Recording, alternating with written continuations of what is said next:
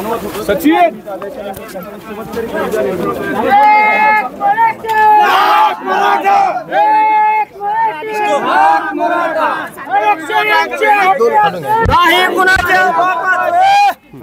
माती लावण्यासाठी पवित्र माती लावली। आता लढायला खंबीर झालो।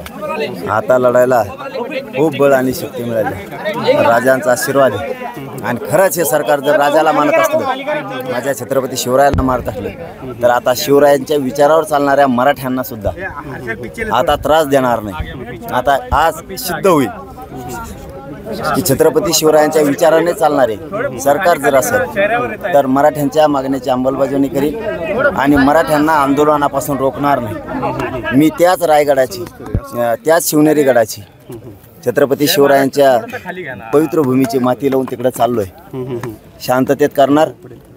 आता सरकार आहे का नाही छत्रपतींच्या विचाराचं हे आता सिद्ध होईल। आता परिणामाची चिंता नाही। गोळ्या घातल्या तरी भेट नाही मी आता, गोळ्या घातल्या तरी गोरगरिबांसाठी गोळ्या झेलायला तयार आहे। पण आता लक्षात येईल छत्रपतींच्या विचारांनी जर सरकार चालतंय तर छत्रपतीच्या विचारांना चालणाऱ्या मराठ्यांवरती गोळ्या घालतंय का, आंदोलन करू देतंय का नाही, आम्ही मरायला तयार आहेत। विश्रामगृहाच्या 4 पायऱ्या चढणं तुम्हाला मुश्किल झालं होतं, तुम्हाला तुमच्या सहकार्याने उचलून धरून नेलं होतं। तुम्ही इकडल्या शेकडो पायऱ्या ज्या आहेत त्या चढल्या आणि एक वेगळी ऊर्जा तुमच्यात बघायला मिळाली। मला दुर्गराज रायगडावरती सुद्धा गेलं ना, मला ऑटोमॅटिक चालता येत। आता ते लोकांना काही वाटेल त्याच्याशी मला नाही देणे घेणं, विचारा छत्रपती शिवरायांच्या मला बळ मिळतं ऑटोमॅटिक। 2-4 पायऱ्या चढलो मी मनाने चढतो। हे सत्य, ही म्हणजे काय अंधश्रद्धा नाही, ही राजांवरती अपार श्रद्धा आहे माझी आणि त्याच्यातून मी ते सिद्ध करून दाखवलेलं की आत्तापर्यंत 3 करोड मराठ्याला आरक्षण पण मिळून दिले। इतकी मोठी शक्ती पृथ्वीतलावर कुठंच नाही, ती आपल्या महाराष्ट्रात आहे, शिवनेरी आणि रायगड। गडावरती चढताना बळ मिळाला असं म्हणाला, आता याच बाळाच्या जोरावरती मुंबईत तुम्हाला सरकारकडनं यश मिळालं असं वाटतं? आता जर ते छत्रपती शिवरायांच्या इतिहासावर चालत असतील, त्या विचारावर चालत असतील, आम्ही सुद्धा तीच माती कांपळाला लावून चाललोय। आता आमची अडवणूक पण होणार नाही जर ते नसतील तर, आणि मागण्यालाही मान्यता देतील आणि ते असतील तर हिंदू विरोधी कोण हे उद्यापासून सिद्ध होईल। तुम्ही म्हटलं की कपाळातल्या माती लावून 1 दिवसाची परवानगी आहे असं सांगण्यात आलंय आणि 5000 लोकांची परवानगी असं सांगण्यात आले आणि पाटील यांनी कायद्याची अंमलबजावणी करावी अशी एक जी आहे ती मागणी होती किंवा बोललं जातं। करतोयच ना, कायद्याचीच सगळं पालन करतोय, ते सांगतायत तेच करतो। पण 1 दिवसाचं हा कुठला कायदा आहे, ही कोणचा कायदा आहे? 1च दिवस आम्ही कायद्याचे नियम बाकीच्या अटी शर्ती सांगा त्या सगळ्या पाळू, हरकत नाही। पण 1 दिवस काय मान्य आहे आम्हाला, 1 दिवस चला दिला शब्द या शिवनेरी गडावरून, मग एका दिवसात अंमलबजावणी पण करा सगळ्या मागण्याची, एका दिवसात बसवणार। आणि असं होणार नाही, असं होत नसतं। विनाकारण मराठ्यांची लाट अंगावर घेऊ नका। सरकारच्या हातात परवानगी द्यायचं हे सिद्ध झालं, हो सिद्ध झालं आहे। 1 दिवसात दिली, अगोदर ते मान्य न्यायदेवतेवर ढकलत होते, ज्या दिवशी त्यांनी 1 दिवसाची परवानगी दिली त्या दिवशी मराठ्यात आणखी नाराजी लाट गेली। यांनी जाणून बुजून कोर्टात त्यांचे सरकारी वकील महाधिवक्ता उभा केले आणि एका दिवसात कायदा ॲक्टिव्ह केला 2025चा कायदा, ते कोणालाच माहीत नाही। आणि आम्ही सगळे अर्ज रितसर निवेदनं सादर केले सरकारकडं, ते आम्हाला माहीतच नाही, कोणालाच माहीत नाही। अर्ध सरकारमधल्याला माहीत नाही, फोन लावले ते तिथले शिपी असतील तेच परेशान झाले, ते म्हणले आता थांबा थोडं आम्हालाच माहीत नाही। असे कित्येक तरी आहेत त्यांनाच माहीत नव्हतं तो कायदा काय, कोणी वाचला नाही, कोणी तज्ज्ञ नाही। आणि आमच्या सगळ्या स्वैराच्याला हरकती घेतल्या, त्या कायद्याला हरकती घेतल्या की नाही काय माहीत का, त्यांच्याच कार्यकर्त्याच्या घेतल्यात। म्हणजे तुम्ही कायदा एखादा पारित करीत असताना आम्हाला नोटीस नाही की तुम्ही ही परवानगी घेतली, मान्य न्यायदेवता सांगतंय की ही परवानगी नाही तुम्हाला, आणि मग ते अर्ज केला आम्ही। 5000ची जी काही मर्यादा आहे त्याच्या बाबतीत देखील असंच म्हणाल तुम्ही 5000 यायला पाहिजे?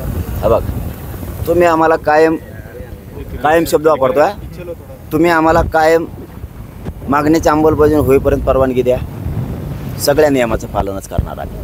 आणि आम्हाला मुंबईला कशाला जायचं आहे, सगळ्या मराठ्यांच्या पोरांना सांगतो, आपल्यावर खूप मोठी जबाबदारी टाकलेली मराठा समाजाने। आरक्षण मिळवायचं, 5000 काय बसले आणि 50 लाख काय बसले, आपल्याला न्याय द्यायचा आपल्या समाजाला। त्या समाजाने आपले घरापासून त्यांनी आपली आशीर्वाद देऊन आपल्याला वाटं लावले, आपल्या पाठीशी त्या गावात सुद्धा उभा आहे। इकडे जर धक्का बी लागला एखाद्या पोराला पुऱ्या राज्यासाठी, मग आपली पण जबाबदारी काय, आज 5,000 बसले, उद्या 5,000 बसतील. एका दिवशी काय करायचं सगळ्याला जाऊन? तिथून अलीकडचं ग्राउंड आहे त्याच्यावर काही बसतील. पण तुम्ही काय पायथा तर धरा मराठ्यांनो, संयम धरा यार, संयम धरायचा, शांत राहायचं. डोकं चालून मी चालून 2 वर्षात न मिळणार आरक्षण दिलंय. थोडं डोकं चालवायचं. तुम्ही जर आडमुठी भूमिका घेताल तर तुमच्यामुळं समाजाचं वाटोळं होऊ नये. बरंच समाज म्हणून काय आडमुठेपणा केला, त्याच्यामुळं ना आपण बरोबर साधू. तुम्ही फक्त शांत राहा. हा, काय तुम्हीच आझाद मैदानाला गेले तरच आरक्षण मिळणार आहे, नाही गेले तर मिळणार नाही असं पुढे. जिथून असेल तिथून तुम्ही मुंबईतच आहेत ना, यायला किती वेळ लागेल तुम्हाला? आणि मागची टीम यायला सज्जच आहे ना. नुसतं एखाद्या पोराला हाणू द्या, तर त्यांनी परवानगी तर नाकूड द्या. परवानग्या नाकारल्यावर नाही बसू दिलं, पाठीमागचा समाज यायला तयार आहे. तुम्ही मागणी केली आहे का मुंबई जाम करा तुम्ही काय मुदतवाढीची मागणी केली आहे का तुम्ही? आमचे न्यायालयात बांधव होतील ना, गेले असतील. आपण न्यायालयात नाहीच आहे हे विषय सरकारच्या हातात. न्यायालयात तरी काय असेल त्यांना ताप देते दोघंच वय, यांचे धंदे हे नाही करायचे सरकारने. तर हे मान्य न्यायदेवताला पुढं घालतात कामा धामाचं. गणपती उत्सवाचं कारण देऊन तुम्हाला आंदोलन मागे घेण्याचं आवाहन केलं जाते, नेते याच्यावरती. दादा, गणपतीचा संबंध काय? आम्ही हिंदू धर्मातले राहू, आम्हीच बसतो. आता देवाच्या आडून जायचं का? त्यांच्या आडला पाहिजे का आता तुम्हाला? आम्ही असंच म्हणायचं मग. आता आमच्यावर गणपती दिवशीच हल्ला केला तेव्हा नाही की हिंदूचा गणपती दिसला तुम्हाला? आमच्या महिलाला रक्ताच्या थाळ्यात टाकलं त्या टायमाला गणपती नाही दिसला. आम्ही करायला लागलो कीच. आम्ही काय अडथळा करायला होतो? आमच्या काय बंदूक आहेत का? आझाद मैदान कुठं, मिरवू नका कुठं, आम्हाला एक रस्ता द्या ना. पण तरी आम्ही कायद्याचं सगळे पालन करायला तयार आहेत ना. आणखीन काय पाहिजे तुम्हाला? सगळं आम्ही टप्प्याटप्प्याने जाऊ. पहिल्या दिवशी 5,000 गेलेले लोक उठून येतील, पुन्हा 5,000 जातील.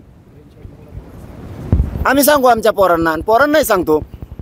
ते जर 5,000ला या म्हणत असले तर आपण 5,000 जाऊ. बाकीच्याने दुसऱ्या ग्राउंडला बसा, नसता गावाकडे जा. आणि 29ला फडणवीसला सांगतो की फडणवीस साहेब, आमचे लोक 29ला मला वाटा लावायला आलेत, माघारी जाणार आहेत. तुम्ही कमी टेन्शन घेता? तुम्ही काही दिवसापूर्वी मुंबई जाम करा असं म्हणत होता सरकार पाटील काल म्हणाले होते. त्रास दिला तर जर बोललेलो मी प्रत्येक वेळेस. तुम्ही जर आम्हाला त्रास दिला तर तुम्हाला घरात लेकरू पण मराठ्यात झोपलेला नाही दिसणार. शब्द ध्यानात ठेवा, शिवनेरी गडावर आहे. मराठ्याचं लेकरू माया माऊली तर नाही दिसणार, लेकरूही तुम्हाला महाराष्ट्रात दिसणार नाही. अख्ख्या मुंबईत दिसतील आणि महाराष्ट्रात चाकं फिरणार पण एक नाही. नवीन मुद्दा असा समोर येतोय की विखे पाटील म्हणले की शरद पवार आणि उद्धव ठाकरे हे या आरक्षणावरती बोलत का नाहीत, गप्प काय? खरं तर पाठीमागे जेव्हा लाठीचार्ज झाला हे सगळे झाडून नेते अंतर्वलीत आले, तुम्हाला भेटून गेले. आता जर बघितलं तर त्यांच्याकडून प्रतिक्रिया तर दिसत नाही, ते गप्प असल्यासारखे वाटतं. मला एक कळत नाही विखे पाटील साहेबाचं किंवा देवेंद्र फडणवीस साहेबाचं. ते शब्द देवेंद्र फडणवीस साहेबाचे, विखे पाटील साहेबाचे नाही. त्यांच्या तोंडात घातले असावं ते बोलत नाहीत म्हणून तर लोकांचं सत्तेवर तुम्हाला बसलं आहे ना. तुम्ही त्यांचा तांगा दामटीदा. चलो, धन्यवाद. चला, लय लांब जायचं आम्हाला.